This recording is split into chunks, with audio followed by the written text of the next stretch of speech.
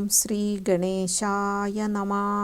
ഓം ശ്രീ സരസ്വത്യൈ നമഃ. ഓം ശ്രീ ഗുരുഭ്യോ നമഃ. സദാശിവസമാരംഭാം ശങ്കരാചാര്യമധ്യമാം അസ്മദാചാര്യപര്യന്താം വന്ദേ ഗുരുപരമ്പരാം. ഓം ഹരി ഓം. ശ്രീ ശങ്കരാചാര്യസ്വാമികളുടെ മനീഷാ പഞ്ചകം എന്ന കൃതിയാണ് നമ്മൾ ഇപ്പോൾ പഠിച്ചുകൊണ്ടിരിക്കുന്നത്. അതിൻ്റെ 1ഉം 2ഉം ശ്ലോകങ്ങൾ നമ്മൾ കഴിഞ്ഞ ക്ലാസ്സുകളിൽ കണ്ടു. ഇന്ന് 3ാമത്തെ ശ്ലോകമാണ് പഠിക്കുവാൻ പോകുന്നത്. 1ഉം 2 ശ്ലോകങ്ങൾ പഠിച്ചപ്പോൾ നാം കണ്ടു 4 വേദങ്ങളിൽ നിന്നും തിരഞ്ഞെടുത്ത 4 മഹാവാക്യങ്ങളെ മനീഷാ പഞ്ചകത്തിലെ 4 ശ്ലോകങ്ങളിൽ കൊണ്ടുവന്ന് ആചാര്യസ്വാമികൾ വിശദീകരിക്കുന്നതായി.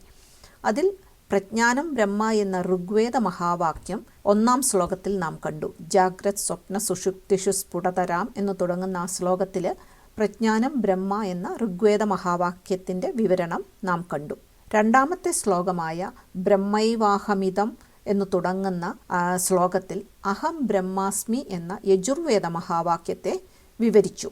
1ഉം 2ഉം ശ്ലോകങ്ങളിൽ ഈ 2 മഹാവാക്യങ്ങളും വിവരിച്ചു. ഇനി 3ാമത്തെ ശ്ലോകത്തിൽ നാം കാണാൻ പോകുന്നത് തത്വമസി എന്ന സാമവേദ മഹാവാക്യത്തിൻ്റെ ഒരു വിവരണമാണ്. ജാഗ്രത് സ്വപ്ന സുഷുപ്തി എന്നീ 3 അവസ്ഥകളിലും സദാ സ്ഫുടമായി പ്രകാശിച്ചുകൊണ്ടിരിക്കുന്ന ആ ബോധം പ്രജ്ഞാനം തന്നെയാണ് ഞാൻ എന്ന് 1ാമത്തെ ശ്ലോകത്തിൽ പറഞ്ഞു. അടുത്തതായി ബ്രഹ്മൈവാഹമിതം ജഗത് ച സകലം എന്ന് പറയുന്ന 2ാമത്തെ ശ്ലോകത്തിൽ ഞാൻ ബ്രഹ്മമാകുന്നു, ഈ ജഗത്തും ബ്രഹ്മം തന്നെയാകുന്നു. ബ്രഹ്മത്തിൻ്റെ വിസ്തരിച്ച പ്രകടിതമായ രൂപമാണ് ജഗത്ത്. ജഗത്തായി കാണുന്ന സർവവും പൂർണ്ണമായും എന്നിലെ അവിദ്യ കൊണ്ട് ഞാൻ തന്നെ സങ്കല്പിച്ചുകൊണ്ട് ഉണ്ടാക്കിയതാണ് എന്ന 2ാമത്തെ ശ്ലോകത്തിൽ നമ്മൾ സ്വപ്ന ദൃഷ്ടാന്തമൊക്കെ എടുത്തു പറഞ്ഞ് കണ്ടു. ഇനി ഇത് ശാസ്ത്രീയമായി ഈ 2 കാര്യങ്ങളും മനസ്സിലായി കഴിഞ്ഞാൽ പിന്നെ ഒരു സാധകൻ എന്താണ് ചെയ്യേണ്ടത്? അതാണ് 3ാമത്തെ ശ്ലോകത്തിൽ വിവരിക്കുന്നത്. തത്വമസി എന്ന മഹാവാക്യം ഇവിടെ വരുന്നു. ബ്രഹ്മാനുഭൂതിയിലേക്കുള്ള വഴികൾ, ഒരു റോഡ് മാപ്പ്, അങ്ങനെ ആ ഒരു റോഡ് മാപ്പായി ഈ 3ാമത്തെ ശ്ലോകത്തിൽ പറയുന്നുണ്ട്. അതുകൊണ്ട് ഇത് വളരെ പ്രധാനപ്പെട്ട ഒരു വിഷയമാണ്. അനുഭൂതി, ആത്മാനുഭൂതി അല്ലെങ്കിൽ സെൽഫ് റിയലൈസേഷൻ ആഗ്രഹിക്കുന്ന ഒരു സാധകൻ ചെയ്യേണ്ടുന്ന കാര്യങ്ങൾ കൃത്യമായി പറഞ്ഞു തരുന്നതാണ് നമ്മൾക്ക് ഈ 3ാമത്തെ ശ്ലോകത്തിൽ കാണാൻ കഴിയുന്നത്. ആദ്യമായി തന്നെ പറയുന്നു, ഈ പ്രപഞ്ചത്തിൻ്റെ നശ്വരത മനസ്സിലാക്കണം. അത് മനസ്സിലാക്കി ലോകഭോഗങ്ങളിൽ നിന്നെല്ലാം വിരക്തനായി തീരുകയാണ് വേണ്ടത്. വിരക്തനാവുക എന്നാൽ ലോക വിഷയങ്ങളിലൊന്നും താല്പര്യമില്ലാതെ ഒന്നും ചെയ്യാതെ എങ്ങനെ ഇരിക്കുക എന്ന അർത്ഥത്തിലല്ല പറയുന്നത്. ഇവിടെ സാധന ചതുഷ്ടയ സമ്പത്തിയാണ് ഉദ്ദേശിക്കുന്നത്. ആത്മജ്ഞാനത്തിനുള്ള 4 വിധത്തിലുള്ള യോഗ്യതകളാണ് സാധന ചതുഷ്ടയം എന്ന് പറയുന്നത്. വിവേകം, വൈരാഗ്യം, ശമാധി, ഷഡ്ക സമ്പത്തി, മുമുക്ഷുത്വം, ഇതൊക്കെയാണ് 4 യോഗ്യതകൾ അല്ലെങ്കിൽ ക്വാളിഫിക്കേഷൻസ്. ആത്മജ്ഞാനം കിട്ടുവാനുള്ള 4 ക്വാളിഫിക്കേഷൻസ് ആണ് ഇത് ഇംഗ്ലീഷിൽ പറയുമ്പോൾ ഡിസ്ക്രിമിനേഷൻ, ഡിസ്പാഷൻ, ഡിസിപ്ലിൻ, ഡിസയർ, ഇങ്ങനെ 4 Ds എന്നാണ് പറയുന്നത്. വിവേകം, വൈരാഗ്യം, ശമാധി, ഷഡ്ക സമ്പത്തി, മുമുക്ഷുത്വം, ഈ 4 കാര്യങ്ങളാണ് സാധന ചതുഷ്ടയ സമ്പത്തി എന്ന് നമ്മളുടെ വേദാന്ത ശാസ്ത്രത്തിൽ പറയുന്നത്. ഈ കാര്യങ്ങളെല്ലാം ശങ്കരാചാര്യസ്വാമികൾ രചിച്ച തത്വബോധം എന്ന പുസ്തകത്തിൽ വിശദമായി പറയുന്നുണ്ട്. അദ്വൈത വേദാന്തത്തിൻ്റെ പ്രാഥമിക ഗ്രന്ഥമാണ് തത്വബോധം.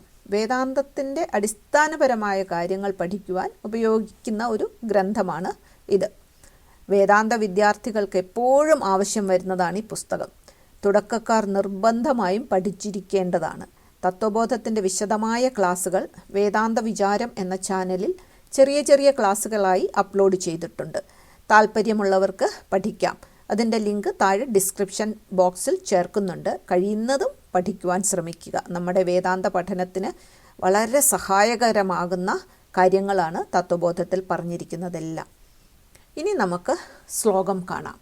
3ാമത്തെ ശ്ലോകം. ശശ്വന്നശ്വരമേവ വിശ്വമഖിലം നിശ്ചിത്യ വാചാ ഗുരോഃ നിത്യം ബ്രഹ്മ നിരന്തരം വിമൃശതാ നിർവ്യാജശാന്താത്മനാ ഭൂതം ഭാവി ച ദുഷ്കൃതം പ്രദഹത സംവിന്മയേ പാവകേ പ്രാരബ്ധായ സമർപ്പിതം സ്വവപുരിതി ഏഷാ മനീഷാ മമ. ഇതാണ് മൂന്നാമത്തെ ശ്ലോകം. ഇനി ഇതിൻ്റെ അർത്ഥം കാണാം. അഖിലം വിശ്വം, ഇക്കാണുന്ന പ്രപഞ്ചം മുഴുവനും ശശ്വത് നശ്വരമേവ, സദാ നശിച്ചുകൊണ്ടിരിക്കുന്നത് തന്നെയാകുന്നു. ഈ കാണുന്ന പ്രപഞ്ചം മുഴുവനും സദാ നശിച്ചുകൊണ്ടിരിക്കുന്നത് തന്നെയാകുന്നു. നിശ്ചിത്യ എന്ന് തീരുമാനിച്ചിട്ട്, നിശ്ചയമായ ഉറപ്പ് കിട്ടിയിട്ട്, ഗുരോ വാച ഗുരുവചനം ശ്രവിച്ച്, നിർവ്യാജ ശാന്താത്മന കളങ്കമറ്റ ശാന്തമായ മനസ്സോടുകൂടി, നിത്യം നിരന്തരം നിത്യവും ഇടതിങ്ങി നിൽക്കുന്നതുമായ ബ്രഹ്മവസ്തുവിനെ വിചാരം ചെയ്തറിയുന്നയാൾ സത്യബോധമാകുന്ന ജ്ഞാനാഗ്നിയിൽ തൻ്റെ സഞ്ചിതവും ആഗാമിയുമായ കർമ്മസഞ്ചയത്തെ ദഹിപ്പിച്ചുകൊണ്ട് സ്വന്തം ശരീരം പ്രാരബ്ധാനുഭവത്തിനു വേണ്ടി സമർപ്പിക്കുകയും ചെയ്യുന്നു. ഈ കാര്യം എൻ്റെ ഉറച്ച തീരുമാനമാണ്. ഇതാണ് ഈ ശ്ലോകത്തിൻ്റെ അർത്ഥം. അതായത് ഈ കാണുന്ന പ്രപഞ്ചമാകെ നശ്വരമാണെന്നുള്ള തീരുമാനം അത് ആദ്യമായിട്ടുണ്ടാവണം. പിന്നെ ഗുരുവിൻ്റെ ഉപദേശത്തിൽ ശ്രദ്ധയുണ്ടാവണം. അപ്പോൾ കളങ്കമില്ലാത്ത ശാന്തമായ മനസ്സോടുകൂടി ശാശ്വതവും നിത്യവുമായ ബ്രഹ്മത്തെ സ്വയം ചിന്തിച്ചറിയണം. അങ്ങനെ ചിന്തിച്ചറിയുന്ന ആൾ ആത്മബോധമാകുന്ന ജ്ഞാനാഗ്നിയിൽ വന്നു ചേർന്നതും വരാനിരിക്കുന്നതുമായ കർമ്മങ്ങളുടെ കൂട്ടത്തെ ദഹിപ്പിച്ചുകൊണ്ട് സ്വന്തം ശരീരത്തെ പ്രാരബ്ധാനുഭവത്തിനു വേണ്ടി സമർപ്പിക്കുന്നു. ഇത് എൻ്റെ സംശയാതീതമായ തീരുമാനമാണ്. ഇങ്ങനെ അർത്ഥം പറഞ്ഞു. ഇനി നമുക്കിതിനെ വിശദമായി കാണാം. കഴിഞ്ഞ 2 ശ്ലോകങ്ങളിൽ ബ്രഹ്മസ്വരൂപവും പ്രപഞ്ചസ്വരൂപവും വ്യക്തമായി വിവരിച്ചു. ബ്രഹ്മസ്വരൂപത്തിൽ ബുദ്ധിയുറച്ച ആൾ ആരായാലും ഗുരു തന്നെയാണെന്ന് പ്രഖ്യാപിച്ചു. ഇത്രയും മഹത്വമേറിയ ബ്രഹ്മാനുഭൂതി കൈവരാനുള്ള ഉപായവും അതിന് ആവശ്യമായിട്ടുള്ള സാധനകളെല്ലാം നമ്മൾ മുമ്പേ പറഞ്ഞതുപോലെ സാധന ചതുഷ്ടയ സമ്പത്തി, ആ സാധനകളും പിന്നെ ബ്രഹ്മസ്വരൂപവുമാണ് ഈ ശ്ലോകത്തിൽ പ്രതിപാദിക്കുന്നത്. ആത്മാനുഭൂതി ആഗ്രഹിക്കുന്ന ഏതൊരാളും ആദ്യമായി ചെയ്യേണ്ട ഒരു കാര്യമാണ് ഇവിടെ പറഞ്ഞിരിക്കുന്നത്. വിശ്വത്തിൻ്റെ അല്ലെങ്കിൽ ഈ പ്രപഞ്ചത്തിൻ്റെ നശ്വരത മനസ്സിലാക്കി ലോകഭോഗങ്ങളിൽ വിരക്തനായിത്തീരണം. അതാണ് ആദ്യമായിട്ട് വേണ്ടതെന്ന് പറയുന്നു. അതാണിവിടെ ആദ്യത്തെ വരിയിൽ പറയുന്നത്. ശശ്വൻ നശ്വരമേവ വിശ്വമഖിലം.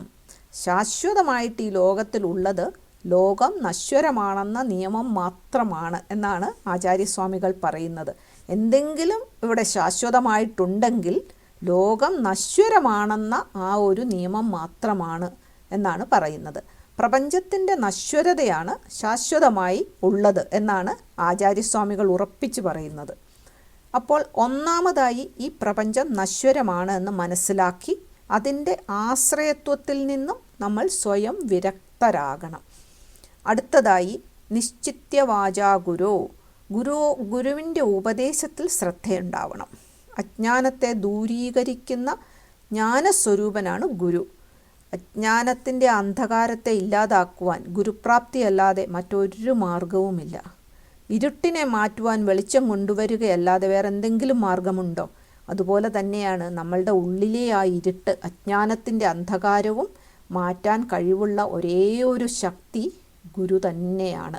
ഉദാഹരണത്തിന് സന്ധ്യാസമയത്ത് മങ്ങിയ വെളിച്ചത്തിൽ, അരണ്ട വെളിച്ചത്തിൽ നടന്നു പോകുമ്പോൾ ഒരു കയറ് കിടക്കുന്നത് കണ്ട് പെട്ടെന്ന് നമ്മളതിനെ പാമ്പാണെന്ന് ഭ്രമിച്ച് പേടിക്കുന്നു. ആ സമയത്ത് കൂടെയുള്ള ആരെങ്കിലും ഒരാൾ ടോർച്ച് ലൈറ്റ് കാണിച്ച് നമ്മളെ കാണിച്ചു തരുന്നു. അത് നോക്കുമ്പോൾ അത് പാമ്പല്ല, ഒരു കയറാണ്. ആ ഒരു നിമിഷം ആ പാമ്പ് അല്ല അത് കയറാണെന്ന് കാണുന്ന നിമിഷം തന്നെ നമ്മളുടെ പേടി നിശേഷം മാറുന്നു. അതുപോലെ അജ്ഞാനത്തിൽ നിന്നും ആത്മജ്ഞാനത്തിലേക്ക് വെളിച്ചം കാണിക്കുന്ന ആളാണ് ഗുരു. ഇവിടെ ആരാണ് ഗുരു എന്നതിന് ശ്രുതി പറയുന്നത് ശ്രോത്രിയനും ബ്രഹ്മനിഷ്ഠനും ആയ ആളാണ് ഗുരു എന്നാണ്. ശാസ്ത്രങ്ങൾ വിധിപ്രകാരം പഠിച്ചയാളാണ് ശ്രോത്രിയൻ. അനാദിയായ ഗുരുപരമ്പരയിൽ നിന്നും ജ്ഞാനത്തെ സാമ്പ്രദായികമായി നേടിയ ആൾ. അങ്ങനെ പഠിച്ചതായ തത്വങ്ങളെ മനന നിധിധ്യാസനങ്ങളിലൂടെ അപരോക്ഷമായി സാക്ഷാത്കരിച്ച ജ്ഞാനിയാണ് ബ്രഹ്മനിഷ്ഠൻ എന്ന് പറയുന്നത്. അങ്ങനെ ശ്രോത്രിയനും ബ്രഹ്മനിഷ്ഠനുമായ ഗുരുവിൽ നിന്നും ഉപദേശം സ്വീകരിച്ച് ഈ കാണുന്ന പ്രപഞ്ചം മുഴുവനും ഞാൻ ഉണ്ടാക്കിയ ഒരു മായാനഗരിയാണ്, ഇത് കാണുന്ന ഞാനാണ് സത്യം, എന്നിലാണ് ഈ പ്രപഞ്ചത്തിൻ്റെ ഉത്ഭവവും ലയവും എന്ന തത്വവിചാരം ചെയ്ത് ദൃഢമായി ഉറപ്പിക്കണം. നശ്വരമായ ലോകം അനശ്വരമെന്ന് കരുതി ജീവിതത്തിൽ നമ്മൾ സുഖാനുഭവം തേടിയുള്ള യാത്രയാണ് ചെയ്തുകൊണ്ടിരിക്കുന്നത്. ജീവിതാനുഭവങ്ങൾ പലപ്പോഴും നമുക്ക് പറഞ്ഞു തരുന്നുണ്ട്. അനുഭവങ്ങളെ വിലയിരുത്തുവാനും അതിൽ നിന്നും പാഠങ്ങൾ ഉൾക്കൊള്ളാനും വിവേകമുണ്ടാകുമ്പോൾ നാം ചിന്തിച്ചു തുടങ്ങുന്നു. ഈ ജീവിതം ഇങ്ങനെയൊക്കെ അങ്ങ് ജീവിച്ചു തീർന്നാൽ മതിയോ? ഇങ്ങനെ ഉണ്ടായി നശിക്കുന്നതാണ് ലോകമെങ്കിൽ അതിനുമപ്പുറത്ത് നശിക്കാത്ത ഒരു സത്യമുണ്ടോ? ശാശ്വതമായി ഇവിടെ വല്ലതുമുണ്ടോ? ഉണ്ടെങ്കിൽ അതെന്താണ്? അതിനെ പ്രാപിക്കുവാനുള്ള വഴി എന്താണ്? ഇവിടെ മുതലാണ് ഒരു മനുഷ്യൻ്റെ സത്യാന്വേഷണം അല്ലെങ്കിൽ ആത്മാന്വേഷണം തുടങ്ങുന്നത്. ഇതിനെക്കുറിച്ച് മുണ്ടകോപനിഷത്ത് പറയുന്നു, പരീക്ഷ്യലോകാൻ കർമ്മജിതാൻ ബ്രാഹ്മണോ നിർവേദമായാത് നാസ്ത്യകൃതകൃതേന തദ് വിജ്ഞാനാർത്ഥം സ ഗുരുമേവ അഭിഗച്ഛേത് സമിത്പാണി ശ്രോത്രിയം ബ്രഹ്മനിഷ്ഠം. നിത്യമുക്തമായ ബ്രഹ്മത്തെ അറിയാൻ ആഗ്രഹിക്കുന്നവർ കർമ്മം കൊണ്ടുണ്ടാക്കിയെടുക്കുന്ന ലോകങ്ങളെയെല്ലാം പരീക്ഷിച്ചിട്ട് അവയെല്ലാം തന്നെ നശ്വരമെന്ന് വിചാരം ചെയ്തറിഞ്ഞിട്ട് എല്ലാത്തിനെയും ഉപേക്ഷിക്കണം. കർമ്മം കൊണ്ട് ഒരു നിത്യസത്യത്തിൽ എത്തിച്ചേരാനേ സാധ്യമല്ല. അതിനാൽ ബ്രഹ്മസാക്ഷാത്കാരത്തിനായിക്കൊണ്ട് സത്യജിജ്ഞാസുവായ അയാൾ ചമതക്കെട്ടും കയ്യിലെടുത്ത് വിനയാന്വിതനായി ശ്രോത്രിയനും ബ്രഹ്മനിഷ്ഠനുമായ ഒരു ഗുരുവിനെ സമീപിക്കേണ്ടതാണ്. ഇതാണ് ഈ മുണ്ടകോപനിഷത്തിലെ ഈ ശ്ലോകത്തിൻ്റെ അർത്ഥം. ഇനി പ്രപഞ്ചം സത്യവും സുഖകരവുമാണെന്ന് കരുതുന്നയാൾക്ക് പിന്നെ മറ്റൊരു സത്യത്തെ അന്വേഷിക്കേണ്ട ആവശ്യമേയില്ല. എന്നാൽ ശാശ്വതമെന്ന് താൻ കരുതിയതൊക്കെയും നശ്വരമാണെന്നറിയുമ്പോൾ പിന്നെ നമ്മൾ ആലോചിക്കാൻ തുടങ്ങും, ശാശ്വതമായത് പിന്നെ എന്താണ്? അത് എവിടെ കിട്ടും? വിവേക വൈരാഗ്യങ്ങളിൽ ആരംഭിക്കുന്ന സത്യാന്വേഷണം അതിൻ്റെ തീക്ഷ്ണത കൂടി വരുന്നതനുസരിച്ച് നമ്മളുടെ ക്ലാരിറ്റിയും കൂടിക്കൂടി വരും. താൻ തൽക്കാലം അനുഭവിച്ചുകൊണ്ടിരിക്കുന്ന ലോകവും ഇനി കർമ്മം കൊണ്ട് നേടിയെടുക്കാവുന്ന സ്വർഗാദി വിശിഷ്ട ലോകങ്ങളും അത് വേറെ ഉണ്ടെങ്കിൽ അവയുമൊക്കെ വ്യക്തമായും നശ്വരമാണെന്ന് അറിയണം.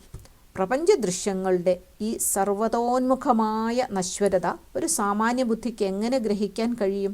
യുക്തി കൊണ്ട് ഗ്രഹിക്കാൻ കഴിയാത്തയാൾ ഗുരുപദേശത്തെ പൂർണ്ണമായും വിശ്വസിക്കണം. യുക്തി കൊണ്ട് നമ്മൾക്ക് അനുഭവം ഉണ്ടാകുന്നില്ലാത്ത കാര്യം നമ്മളുടെ ഗുരു പറയുമ്പോൾ നമ്മൾ പൂർണ്ണമായും വിശ്വസിക്കണം.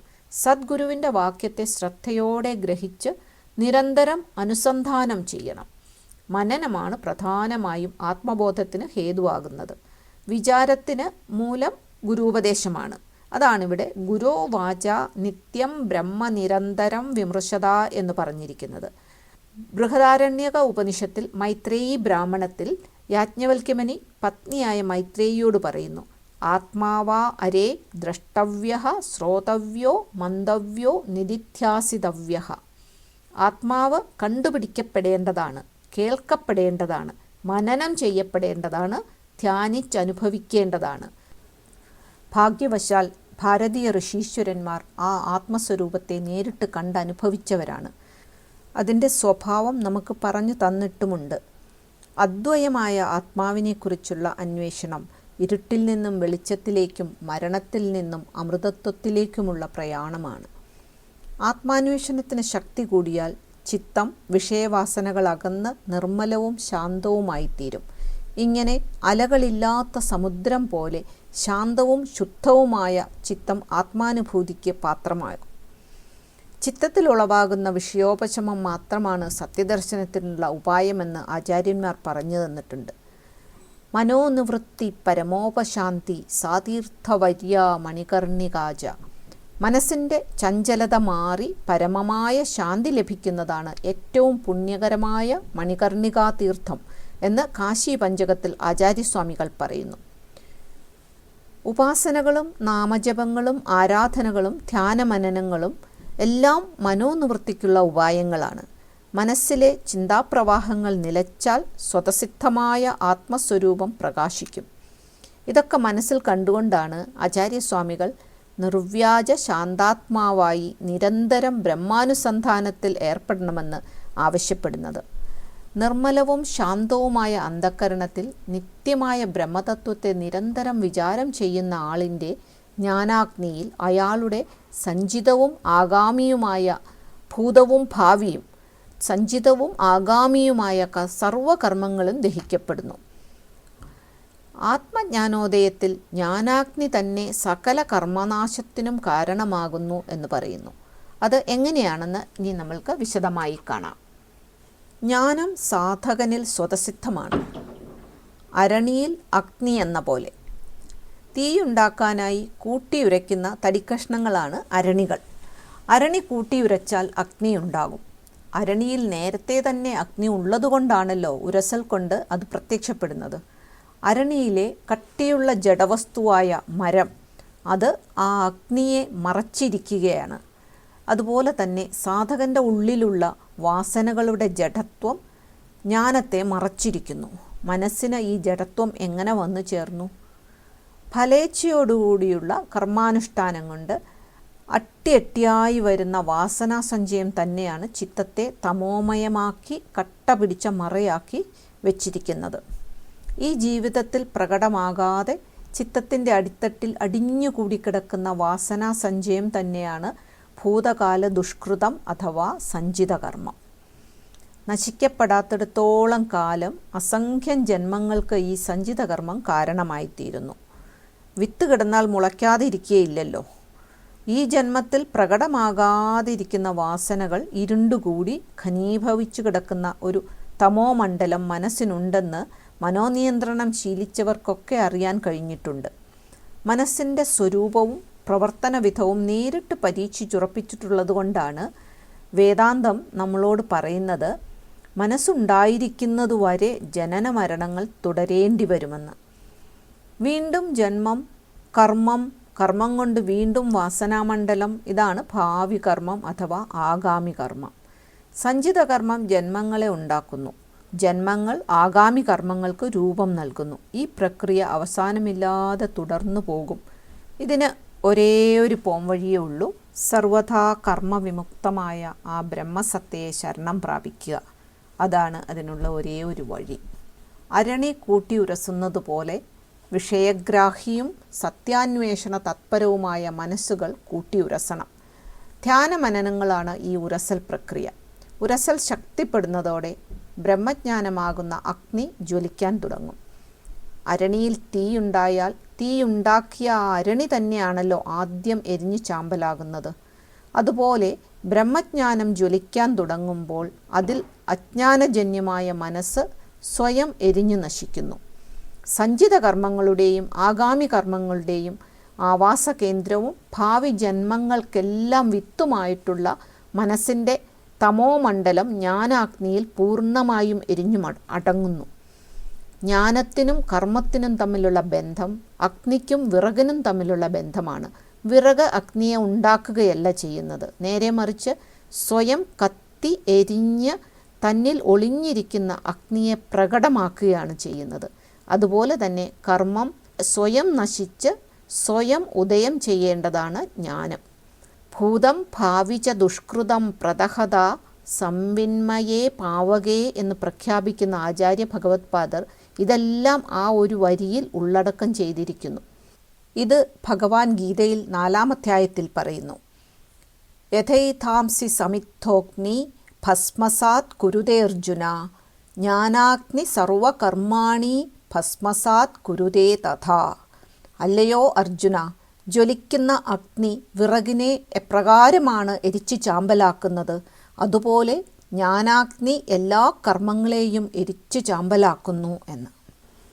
ഇപ്രകാരം ജ്ഞാനാഗ്നിയിൽ ഭൂതഭാവി കർമ്മങ്ങളെല്ലാം ഒടുങ്ങിയാൽ പിന്നെ എന്താണ് ഉണ്ടാകുക? ഈ ചോദ്യത്തിന് ഉത്തരമാണ് ആചാര്യസ്വാമികൾ അവസാനത്തെ വരിയിൽ പറയുന്നത്. ശരീരത്തിൽ ജീവിച്ചിരിക്കുന്നുവെങ്കിലും എല്ലാ ശരീരബന്ധങ്ങളിൽ നിന്നും മോചനം നേടി ജീവിക്കുന്നയാളാണ് ജീവൻ മുക്തൻ. ജീവൻ മുക്തനായ അദ്ദേഹം ശരീരം കൊണ്ട് നിരന്തരം പ്രവർത്തിച്ചു എന്ന് വരാം. എന്നാൽ ആ ശരീരചലനങ്ങളൊന്നും തന്നെ അദ്ദേഹത്തെ ഒട്ടും ബാധിക്കുന്നില്ല.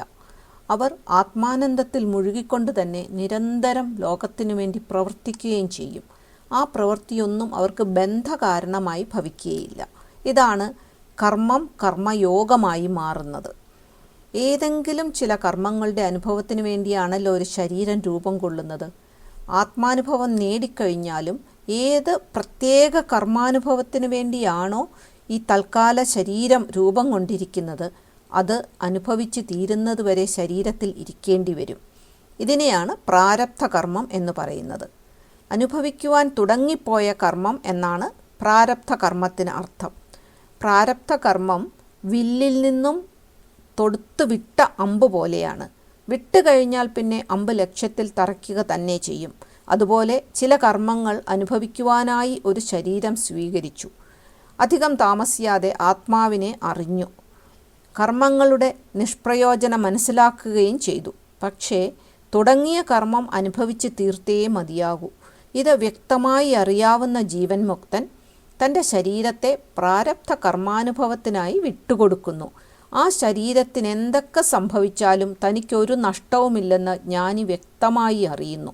ശരീരനാശം എങ്ങനെ സംഭവിച്ചാലും അവർക്കൊന്നുമില്ല. അവർ അതിനെക്കുറിച്ച് ഓർത്ത് വിഷമിക്കുന്നേയില്ല. അരോഗദൃഢഗാത്രനായി ശരീരം വെടിഞ്ഞാലും രോഗങ്ങൾ ബാധിച്ച് വേദന അനുഭവിക്കേണ്ടി വന്നാലും ജീവൻ മുക്തൻ ശാന്തമായി അത് സ്വീകരിക്കുന്നു. ശരീരം നഷ്ടമാകുന്നതിനെ ഓർത്ത് തെല്ലും വിഷമിക്കുകയില്ല. ജ്ഞാനികളുടെ മഹത്തായ ഈ അനുഭവ രഹസ്യം അറിയാതെയാണ് അവതാരപുരുഷന്മാർക്ക് പോലും രോഗം വരുന്നുണ്ടല്ലോ, അവരും വേദന അനുഭവിക്കുന്നതായി കാണുന്നുണ്ടല്ലോ എന്നൊക്കെ ചിലർ ആശങ്ക പ്രകടിപ്പിക്കുന്നത്. ശ്രീരാമകൃഷ്ണദേവനും രമണ മഹർഷിയും ഒക്കെ ഉദാഹരണമാണ്. അവർക്കും ഒക്കെ ശരീരത്തിലിരിക്കുമ്പോൾ പ്രാരബ്ധ കർമ്മം അനുഭവിച്ച് തീർത്തേ മതിയാകൂ. അതുകൊണ്ട് അവർക്ക് അസുഖങ്ങളും വേദനകളും അനുഭവിക്കേണ്ടി വന്നു. എന്ത് കർമാനുഭവത്തിന് വേണ്ടിയാണ് തത്കാല ശരീരം തുടങ്ങിയത്, അത് അവർ അനുഭവിച്ചു തീർക്കുന്നു. രോഗമാണെങ്കിൽ രോഗം, വേദനയാണെങ്കിൽ വേദന. പക്ഷേ ഈ രോഗവും വേദനയൊന്നും ആനന്ദസ്വരൂപമായ ആത്മാവിനെ ബാധിക്കുന്നതേയില്ല. ഭാവി ബന്ധങ്ങൾക്ക് ഒന്നും കാരണമാകുന്നുമില്ല. അവരെ അത് ക്ലേശപ്പെടുത്തുന്നില്ല. അവർക്കത് നല്ല നിശ്ചയമുണ്ട്. ആ ഒരു ജീവൻ മുക്തൻ്റെ പ്രാരബ്ധ കർമ്മത്തിൻ്റെ ആ അനുഭവ രഹസ്യം വാസനാമയമായ കർമ്മബന്ധങ്ങളിൽ കഴിയുന്ന നമ്മൾക്ക് സാധാരണക്കാർക്ക് ഗ്രഹിക്കുവാൻ സാധ്യമല്ല. ഈ രണ്ട് കൂട്ടരുടെയും കർമ്മത്തെ, അതായത് ജ്ഞാനിയുടെയും അജ്ഞാനിയുടെയും കർമ്മത്തെ ഭഗവാൻ ഗീതയിലെ 5-ാമത്തെ അധ്യായത്തിൽ വിവരിക്കുന്നത് നോക്കാം. യുക്ത കർമ്മഫലം ത്യക്ത്വാ ശാന്തിമാപ്നോതി നൈഷ്ഠികീം അയുക്ത കർമ്മകാരേണ ഫലേ സക്തോ നിബധ്യതേ. ഒരു ജീവൻ മുക്തൻ അഥവാ ജ്ഞാനി ശരീരം കൊണ്ട് സദാ പ്രവർത്തിച്ചാലും മനസ്സുകൊണ്ട് കർമ്മഫലം ഉപേക്ഷിച്ച് ആത്മനിഷ്ഠമായ പരമമായ ശാന്തി അനുഭവിക്കുന്നു. ആത്മാന്വേഷണം നടത്താത്ത സാധാരണ മനുഷ്യർ, അതായത് അജ്ഞാനി, മനസ്സുകൊണ്ട് കർമ്മഫലത്തെ മുറുക്ക പിടിച്ച് ഒടുങ്ങാത്ത കർമ്മപ്രവാഹത്തിൽ ചുറ്റിത്തിരിയുന്നു. ഇതാണ് ഭഗവാൻ ഗീതയിൽ പറയുന്നത്. എത്ര വ്യക്തമായി പറയുന്നു ഭഗവാൻ ഈ രണ്ട് പേരുടെയും കർമ്മം. ജ്ഞാനി സദാ കർമ്മം ചെയ്തുകൊണ്ടിരുന്നാലും അവരുടെ മനസ്സുകൊണ്ട് കർമ്മഫലം പൂർണ്ണമായും ഉപേക്ഷിച്ചിരിക്കുന്നത് കൊണ്ട് അവർക്ക് പരമമായ ശാന്തിയാണ് എപ്പോഴും. അതേ സമയം ആത്മാന്വേഷണം നടത്താത്ത അജ്ഞാനിയായ ആൾ എന്തൊക്കെയാണെങ്കിലും എല്ലാ കർമ്മങ്ങളും ചെയ്യുമ്പോഴും മനസ്സുകൊണ്ട് കർമ്മഫലത്തെ തന്നെ ചിന്തിച്ചുകൊണ്ടാണ് ചെയ്യുന്നത്. അതുകൊണ്ട് അവർ ആ കർമ്മപ്രവാഹത്തിൽ ചുറ്റിത്തിരിയുന്നു എന്നാണ് ഭഗവാൻ പറഞ്ഞിരിക്കുന്നത്.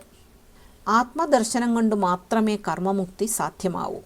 ജീവൻ മുക്തൻ്റെ ഈ കർമ്മ അനുഭവ രഹസ്യം സംശയാതീതമായി തനിക്ക് ബോധ്യപ്പെട്ടിട്ടുണ്ടെന്നാണ് ആചാര്യർ പ്രാരബ്ധായ സമർപ്പിതം സ്വവപുരിത്യേഷാ മനീഷാ മമ എന്ന വരിയിൽ പ്രഖ്യാപിക്കുന്നത്.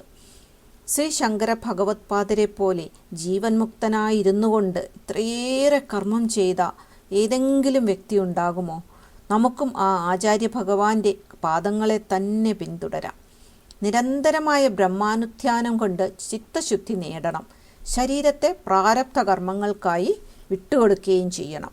സത്യാനുഭൂതിക്ക് കൊതിക്കുന്ന ഒരാൾ പൂർണ്ണ സാക്ഷാത്കാരം വരെ തുടർന്നു പോകേണ്ട ദിനചര്യയാണ് ആചാര്യ ഭഗവത്പാദർ ഇങ്ങനെ 3-ാം ശ്ലോകത്തിൽ വിശദമാക്കിയത്. നിരന്തരമായ ബ്രഹ്മാനുധ്യാനം കൊണ്ട് ചിത്തശുദ്ധി നേടണം എന്ന് പറഞ്ഞു. നിരന്തരമായി ആത്മാവിനെ അനുസന്ധാനം ചെയ്യണം എന്നും പറഞ്ഞു. പ്രത്യക്ഷ വിഷയമല്ലാത്ത ഒരു വസ്തുവിനെ, അതായത് ആത്മാവിനെ അനുസന്ധാനം ചെയ്യാൻ എങ്ങനെയാണ് സാധിക്കുക? സാധിക്കുമെങ്കിൽ തന്നെ ആ അനുസന്ധാനം എങ്ങനെയുള്ളതായിരിക്കും? നിർഗുണവും നിരാകാരവുമായ വേദാന്ത സത്യത്തെ തിരയാൻ ആഗ്രഹിക്കുന്നവരുടെ ഉള്ളിൽ സ്വാഭാവികമായി പൊന്തിവരാവുന്ന ഈ സംശയങ്ങൾക്ക് ഉള്ള മറുപടിയാണ് 4-ാമത്തെ ശ്ലോകത്തിൽ ആചാര്യ ഭഗവത്പാദർ വെളിപ്പെടുത്തുന്നത്. അത് നമ്മൾക്ക് അടുത്ത ക്ലാസ്സിൽ കാണാം. ഓം തത്സത്. ഓം പൂർണ്ണമദ പൂർണ്ണമിദം പൂർണ്ണാത് പൂർണ്ണമുദച്യത്തെ പൂർണ്ണസ്യ പൂർണ്ണമാദായ പൂർണ്ണമേവാവശിഷ്യത്തെ. ഓം ശാന്തി ശാന്തി ശാന്തി.